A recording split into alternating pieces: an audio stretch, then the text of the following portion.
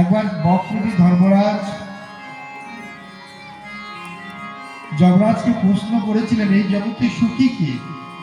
তিনি বলেছেন, এই জগতে সেই সুখী যিনি অঋণী আর অপ্রবাসী, যার জীবনে কোনো ঋণ নেই এবং যিনি নিজের ঘরে বাস করেন। মাগো, আমরা এই একটা ভাড়াটিয়া ঘর, কেউ বা 70 বছরের জন্য, কেউ বা 50 বছরের জন্য, কখনো কুকুর রূপী একটা শরীর পেয়েছি, কখনো বিড়াল রূপী একটা শরীর পেয়েছি। এইভাবে 84 লক্ষ জনি ঘুরতে ঘুরতে অবশেষে বহু ভাগ্যের ফলে এই মনুষ্য শরীর পেয়েছি।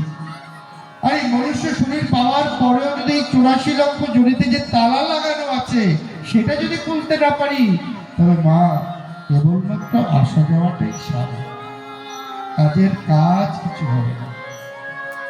নিজের ঘরে ফিরে যেতে হবে।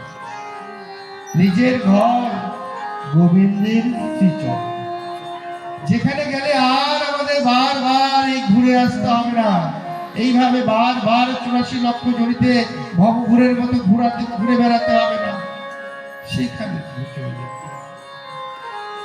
মাগো, মায়েদের যখন বিয়ে হয়, বাসি বিয়ের দিন যখন মা শ্বশুর বাড়িতে যায়, কত কান্নাকাটি চলে, তাই নয় কি?